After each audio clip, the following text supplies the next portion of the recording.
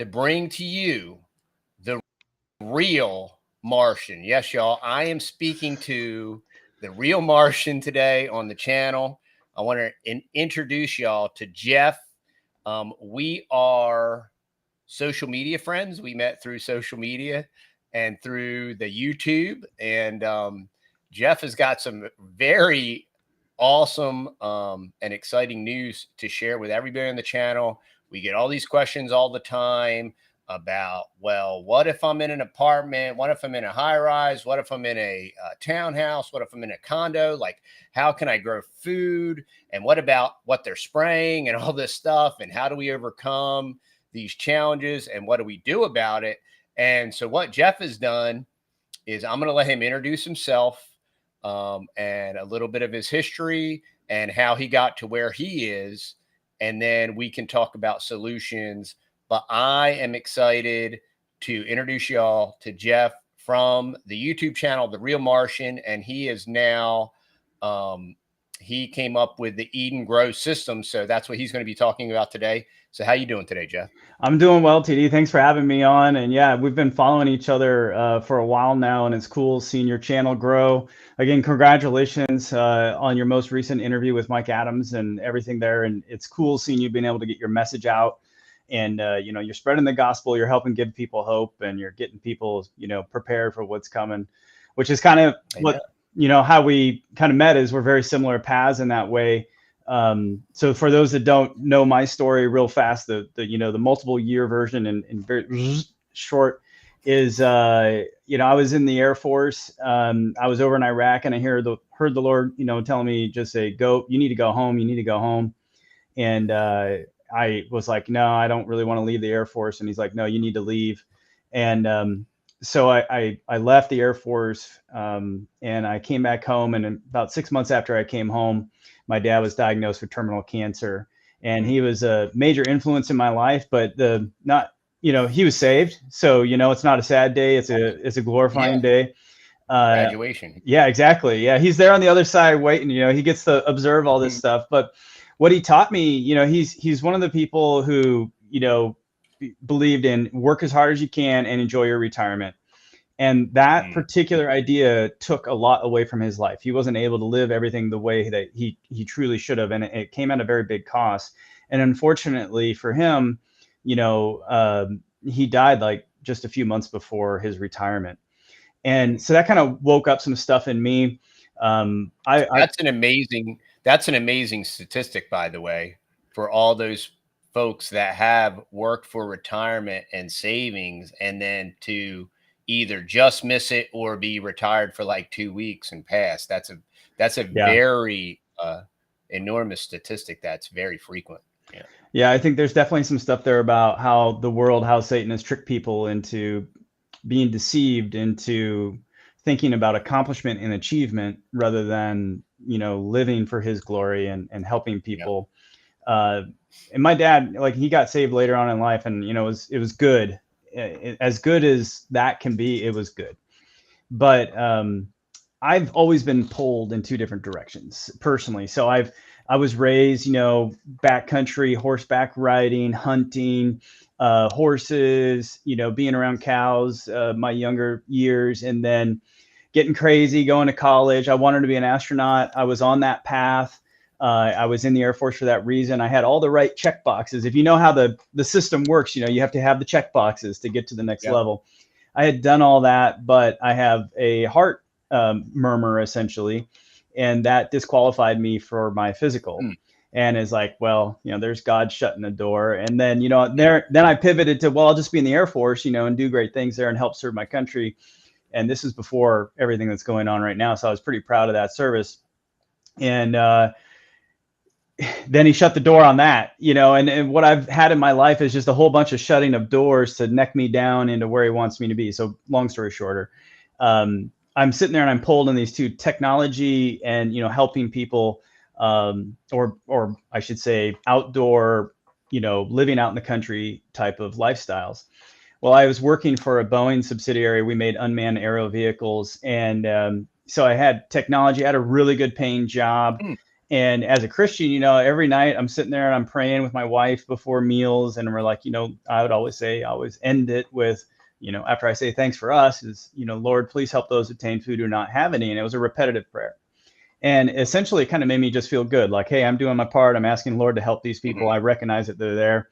But then I got some interviews and the story has not changed because it is the honest truth. Is I just was sitting there one night, TD, and it was like this, whack. And I call it the God slap moment. Is he's like, Jeff, you're an aerospace engineer. I've given you lots of money. I've given you all this capability and knowledge and skill, and I've given you these desires, you know, of being pulled in these two different directions. He goes, I want you to do something with that. So wake up and do something.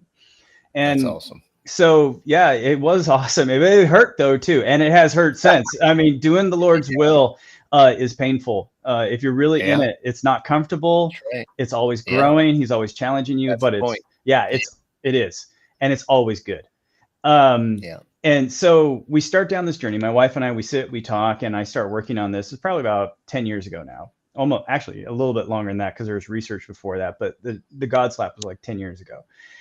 And then, so we start taking money that we have and we put it into building what is on the Real Martian, right? And the story, how that all happened is I build this huge 80-foot by 40-foot by 22-foot tall building, a passive solar greenhouse, essentially. It had rainbow trout in it doing aquaponics, multiple tiered systems for microgreens. We grew, we were doing flood and drain systems and lava rock, no dirt. We had a digester that was recycling nutrients, generating methane. We put in solar, did all this stuff. And the whole idea is, hey, if I build this thing like I'm going to go to Mars and I need to be self-sustaining, then that's going to be good for Earth. And we actually have a way to bring technology, good technology, because not all technology is used for good reasons. Correct.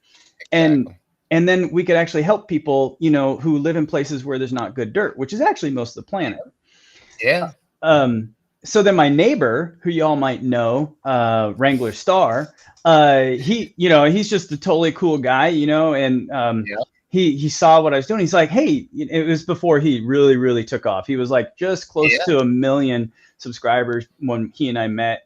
And this is years ago. And, you know, he comes over and he's just super cool to talk to. And he's, can I film? And so he's there with his little iPhone at the time. And he's like going through and recording all this. And I'm in there in my Carhartts and it's snowing outside. You can see our breath. We got heaters going and there's visqueen everywhere. There's water on it. It looks like the movie The Martian, which would just come out at the time. And so he's like, dude, you're like the real Martian. And boom, it's stuck. That was it. That was the moment. So yeah, so he helped us launch our YouTube channel. And we're nothing like you guys. You know, we got like 30,000 subscribers, and God bless them all because they've helped us along this journey. So we actually had all these people helping me at this point, you know, and they were like, hey, Jeff, try this, do these things. And over the course of 3 years, the HAB, as we called it, was constructed, operational, modified, and tremendous amount of lessons learned out of it. We even made $15,000 in microgreen sales out of the HAB. Wow, that's great. Yeah. And then, of course, it collapses in the snow. So luckily, we had insurance on it. And, you know, so then we had this other choice. It's like, okay, is God closing a door or is God saying, you learned everything you could from this season. Now I'm setting you on the next step. And we chose to take a leap of faith and say, our mission is to help provide people sustainable food and energy independence in local communities, right? And the families. We believe in that. We believe in Revelation, the literal interpretation and we also believe that the end times have started. And we're like, we know, because God said it, is that there's going to be a lot of people who are hurting for food. So as Christians, we're like, how can we help as many as possible? And Jeff, even if you are a historical premillennialist, most of them believe that we're probably somewhere around the 5th seal or so. So this is still relevant. Yeah. And this is relevant regardless of your eschatology. Even if you're a post-millennialist, you will find all of this information very helpful. Yeah. I mean, you look at what's happening in the world, and you're like, I mean, I could debate 3rd seal, I could debate 4th seal. You know, like if the horses aren't out they're warmed up, you know, somebody, somebody's at the gate ready to just pull that cord if they're not open already. And that could be debated. And I mean, it's debated by people a lot smarter than I am. Sure. But yeah, so we believe in that though. And we're like, okay. And I've seen this like on my channel. I've seen people say, well, if those people from Christians, so shame on you if you're one of these people, if you're watching, because you got to be called out and held accountable, is, well, they're in the city, whatever, they're done. They should have gotten out a long time ago. Yeah, exactly. And those are Christians saying that. And I'm like, first of all, do you remember that in the end, God said the love of many will grow cold? And guess what? Yeah, that is cold love. Yeah.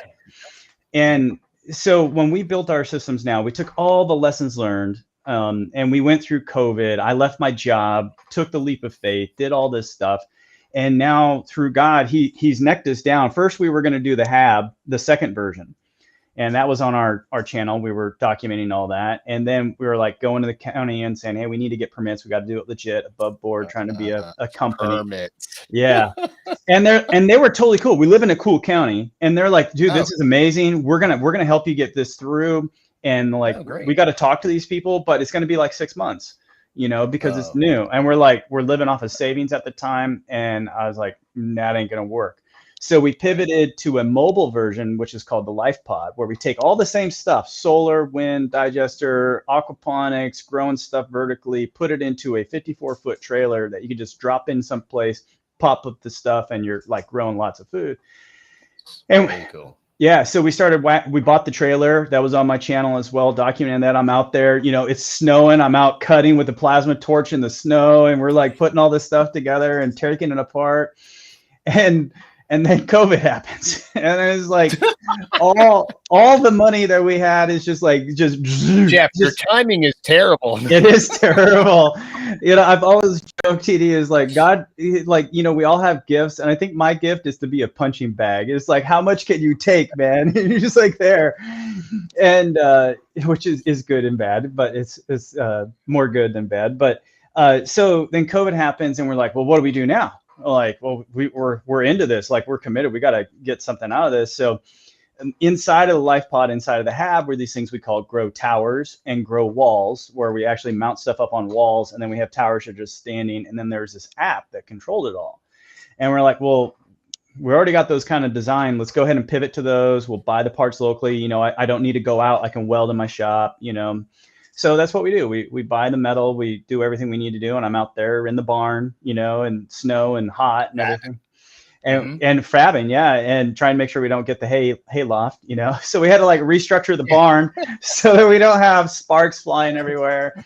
And so we do that too. And through this time, my body is just getting beat up. You know, I'm just working nonstop, and now my tendons and everything are all messed up. So I don't recommend doing what I did, but I did it. And so we get these towers going, and the grow walls, and all of a sudden the towers, though, they just really start to accelerate. Like, people are interested in it. They're working. There's no dirt. We're using hardly any energy, and we're growing food. And the difference in what we designed is, I wanted a system that wasn't just hydroponics that, you know, grows leafy greens and stuff. I wanted something that grows real food. So since, you know, it's been quite a few years, we're now coming up with, you know, of course, marketing. It's not my favorite thing in the world, but you gotta do it. And the term that we have is, essentially, we've created the Swiss Army knife of indoor growing. It can be used as a tool, not a toy. So if, like, you want a little desktop hydroponic thing, yeah, we're not the place for you. But if you want to grow some real food, grow it consistently, and do it without having to learn how to grow food, because I mean, you know, you guys left the city, you gave it all up, you know, that's your whole story, and it's hard to grow food, even you know, what a lot of people don't know that haven't been following the channel for a long time, and I was talking about this on the Power Hour, is for the first 5 or 6 years, we called our place Death Acres. I mean, we could kill everything, man. Yeah. Don't worry about it. Well, that's what they say in aquaponics too. It's like, you've never really done aquaponics if you haven't killed any fish, you know? And right. And because the learning curve, like, you know, what's really happened, I was on Adapt 2030, I was talking to David there about this, is what happened is, all the knowledge and all the experience that we used to have by being a good mixture of rural and urban, you know, human civilization, has essentially shifted to pure urban, and people have lost, the techniques that were just talked about. It's like you learned as a matter of course. Everybody who grew up on a farm was essentially getting a 4-year education. I mean, university level, like here's all the stuff you need to know about soil health, about animal husbandry, about composting, running a business. They learned that through observation, and we just don't have that now.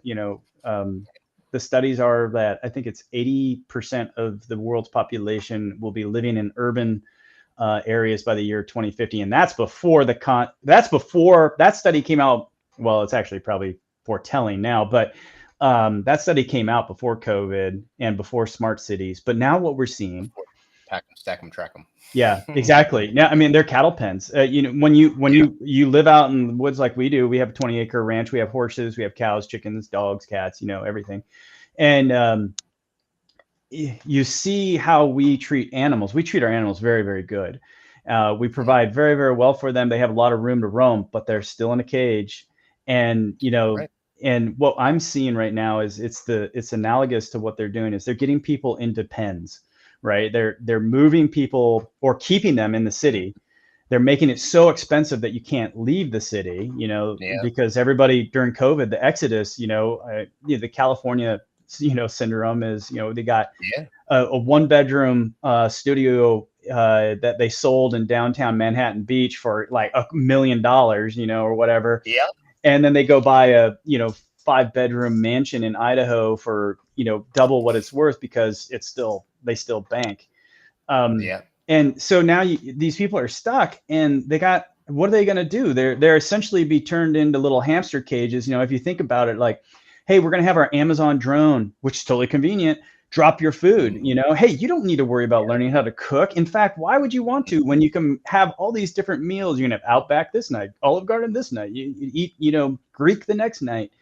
And they're essentially making it to where it's just like a hamster cage. They drop your food in for you. Here's your little water spigot. You got your treadmill in the back, your little mouse wheel, and they keep you in that pen.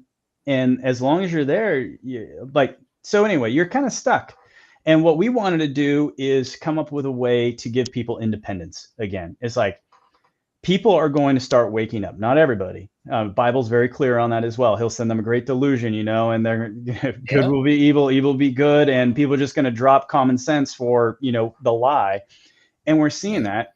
So if you're one of the lions who are waking up, congratulations. If you're one of the sheep who are getting ready to wake up and turn into a lion, congratulations, welcome to the party. But what you're going to need is a way to have food security, because we know that in the end, and we're seeing it, you've been talking about it, the bee system is here. It's not, we used to be, we're laying the foundation for the bee system, but the bee system is now here, and it's just going to kick into full gear here. So we know that buying and selling are going to be very, very difficult, and food is going to be how they control people, because that's how they've controlled people forever. So what we've done at Eden is we've developed this indoor grow system. In fact, I should probably pull up a picture if you're cool with that. Yeah, I can do a share screen. So once you get what you want. Okay, let me get that. And here we go. There we are. So this is one of our towers. We've actually created a few different variations of the towers. I'll pull up another picture here so you can see another one. This is our local brewery. They got the food and the beer all going. Local microbrew, really good stuff there. But our towers, what we have here is a modular system, computer controlled, but you don't have to be connected to the internet. The computer's there to make your life better. And we designed it so that you didn't have to be one of the board, right? You didn't have to plug into the collective in order to do your job. Gotcha. Cool. So, and then you have this big tank right here, and we're the only system on the market that has this. This is a bimodular reservoir, meaning you can use just hydroponic nutrient solution, or you can actually raise fish. And we've done giant freshwater prawns is the primary target that we have, but you could do tilapia, you could do like goldfish and other little things that you wanted. But then all you have to do is put fish food in, and then the fish waste gets moved up to the plants, and the plants clean the water, and it's aquaponics. Awesome.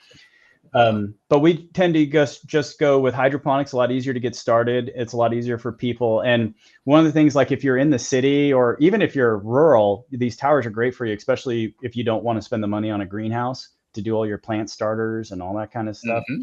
You can get these towers that are, this is a single deck, but we have double deck, triple deck, and a potato deck, which I'll show.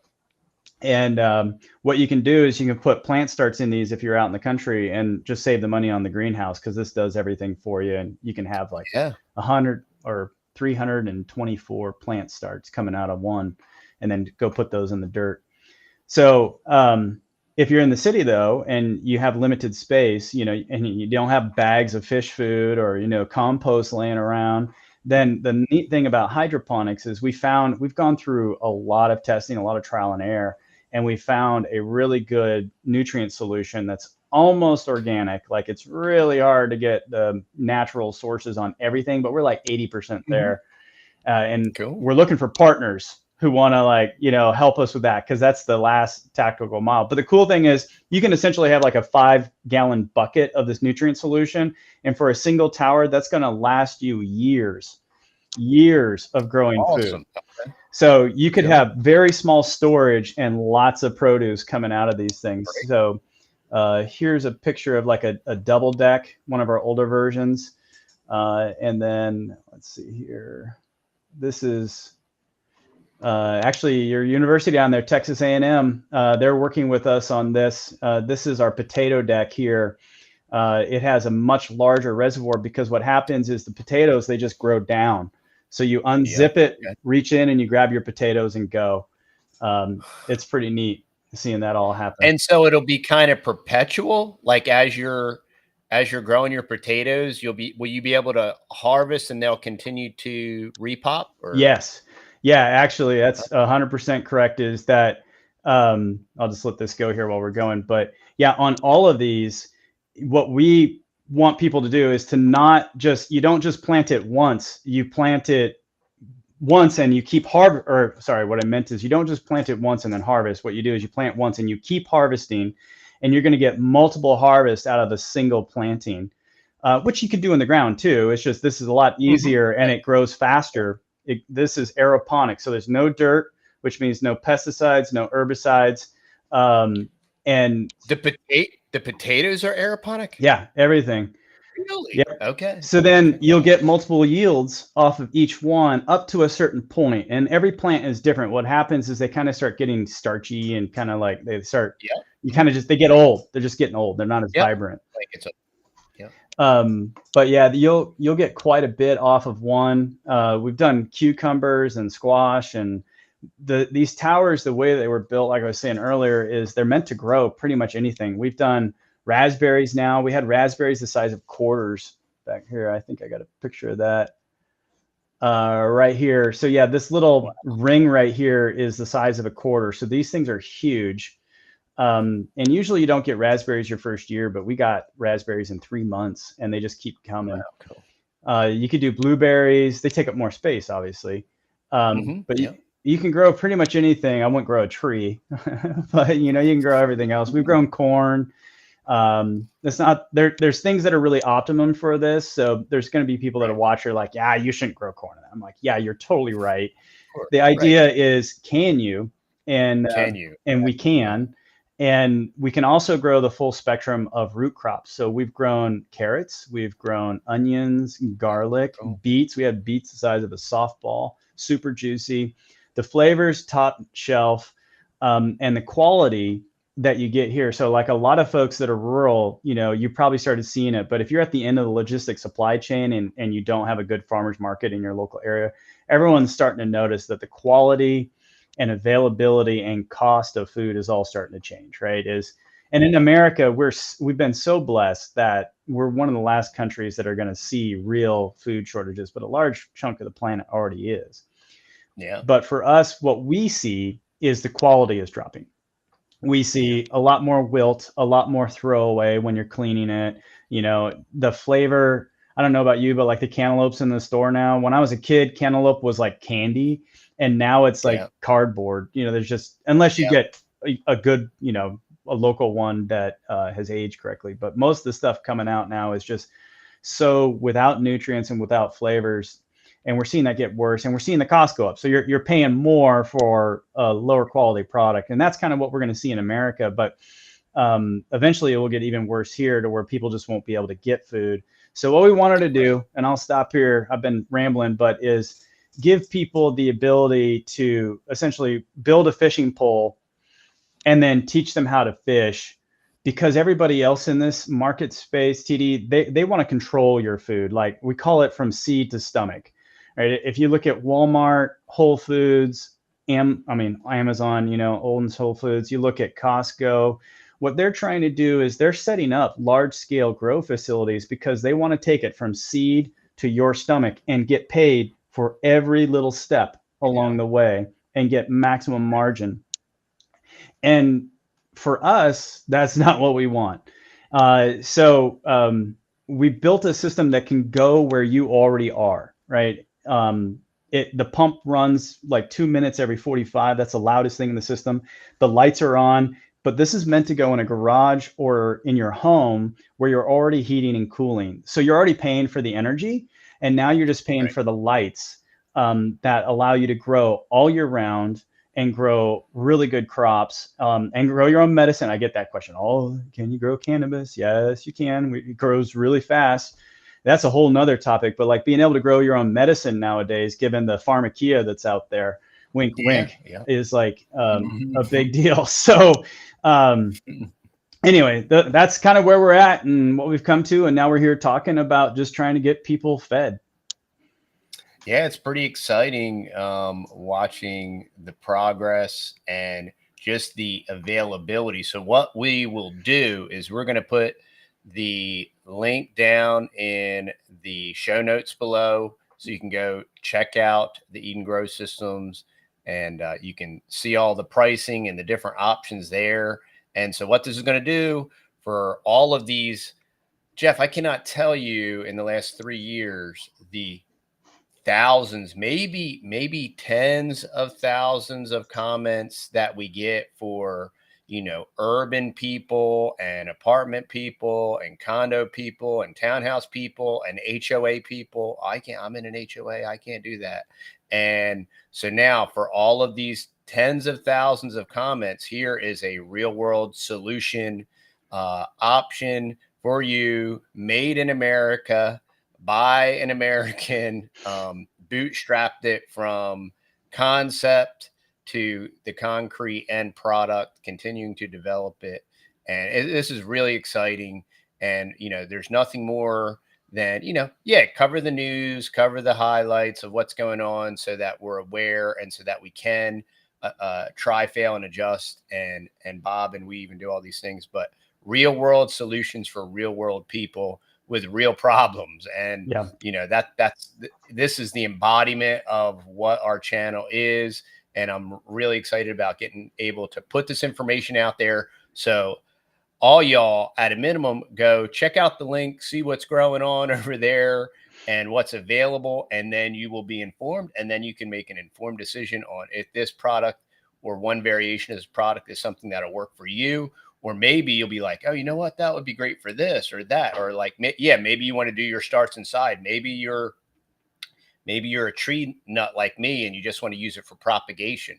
I know lots of my super nerdy tree buddies that propagate figs and different things, like real high end stuff. They'll pay big bucks for high end cuttings, like $100 or $200 or $400 a cutting, which is insane to me. Wow. I mean, I wouldn't do that, but there's guys that do that. Well, you could use one of these machines to propagate those cuttings. And if you're going to invest that kind of money, you're going to want a system that'll facilitate that. So there's just so many options and opportunities here. And it's always great meeting like-minded, God-fearing folk that kind of understand, like the sons of Issachar, they had a sense and they had an understanding of the times. And there's nothing more than what this world needs right now. It's just people that understand what's going on and that are offering solutions.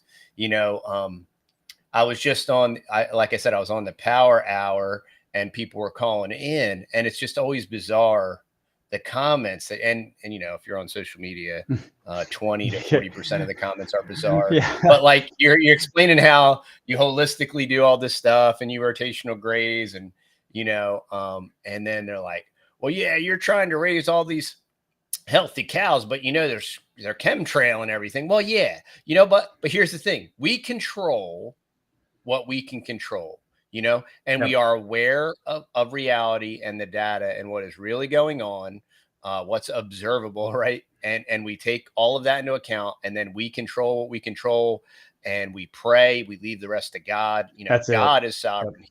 He is in ultimate control, but at the same time, He gives us a mind. He gives us ability, you know, and if we squander that, he gives us information. You know, he'll send others to say, hey, you wake up, look at this. Did you ever think about this? And then, you know, we've all been there. We've all been, you know, I was in the rat race and I was on the wheel, you know, and I was running. I'm going to be a millionaire, you know, and then I'm on the wheel, and I mean, it's spinning. Somebody needs to oil the bearing on this thing, man, because It's getting harder and harder, and I ain't getting anywhere. and I'm like, wait a minute. If I stay on this wheel, even if I make it to the end, I'm still a rat. Yeah.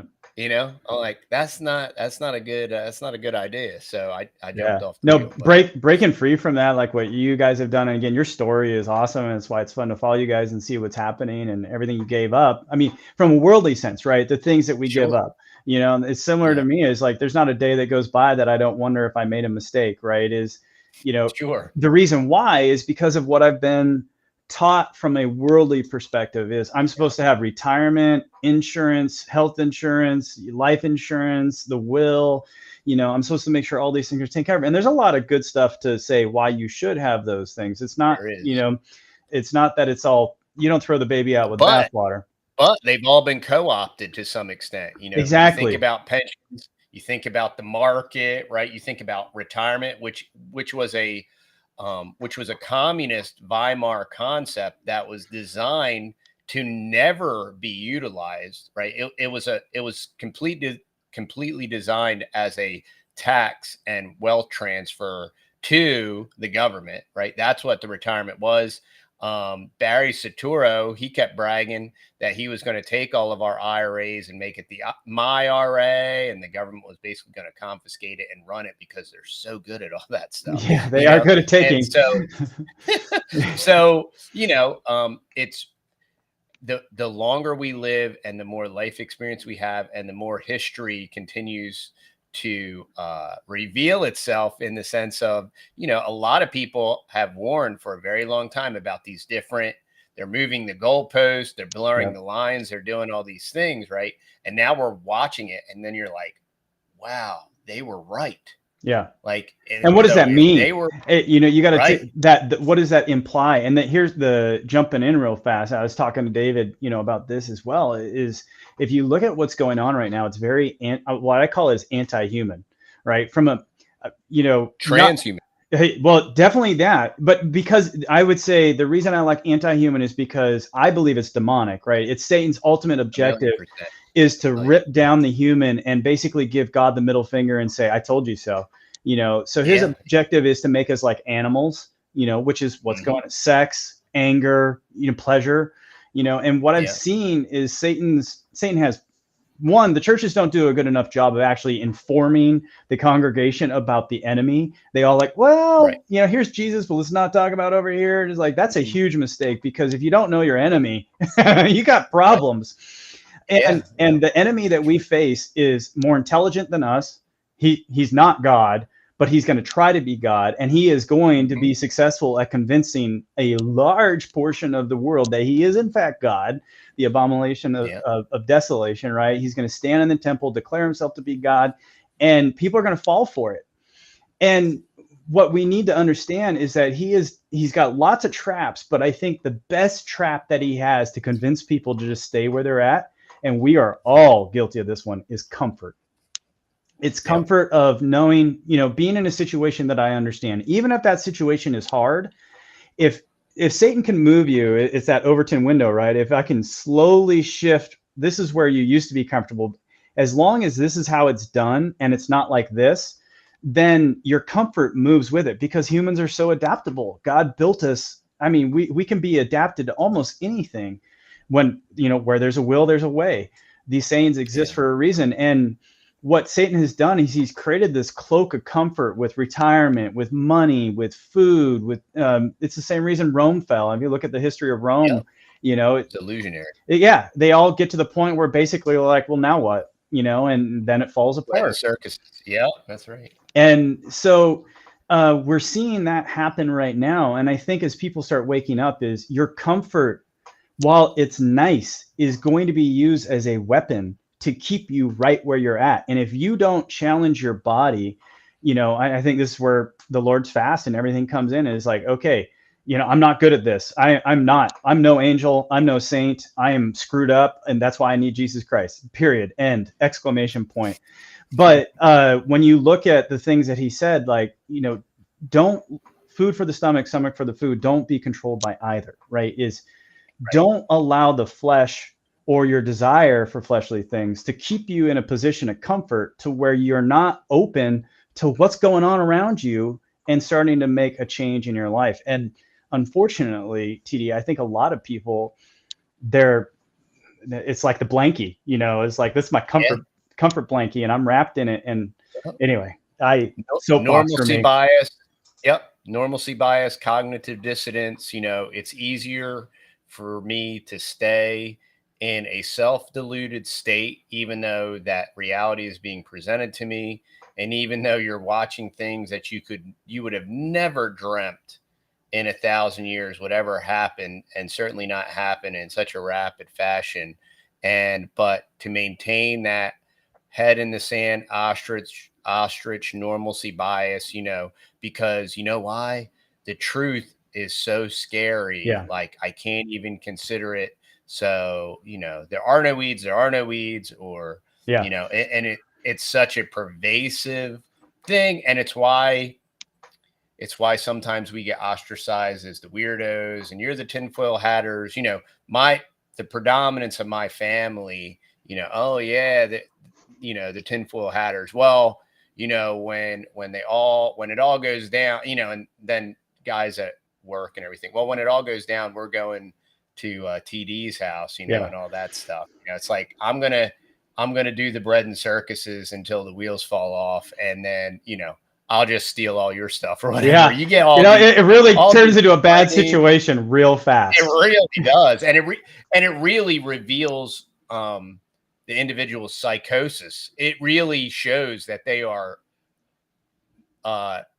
temporarily mentally deranged. I mean, even to just, and other than to even vocalize that. But man, this is exciting. And so I'm going to challenge all of y'all to hit the link up down below, check out Jeff's information, see what Jeff is doing. And if this is something that you can take advantage of and that would bless you, share this video, share the link, like, share, and subscribe. We're going to push this out on all platforms. And I really appreciate you, Jeff, taking the time. We will definitely have you back on. It's great meeting like-minded people. We're developing a great network here of even other social media influencers, like guys like the Financial Prepper. And so we really love connecting the dots and putting people together and creating a network, because we will absolutely need a parallel society, a parallel community, a parallel economy. We're going to need parallel systems of growth. And this system is a scalable system for urban people that they can take advantage of. And this is a real concrete solution. And it's works. very exciting. Yep. And thanks for being on. And thanks everybody for watching, and we'll see y'all on the next video. Like, subscribe, ring that bell.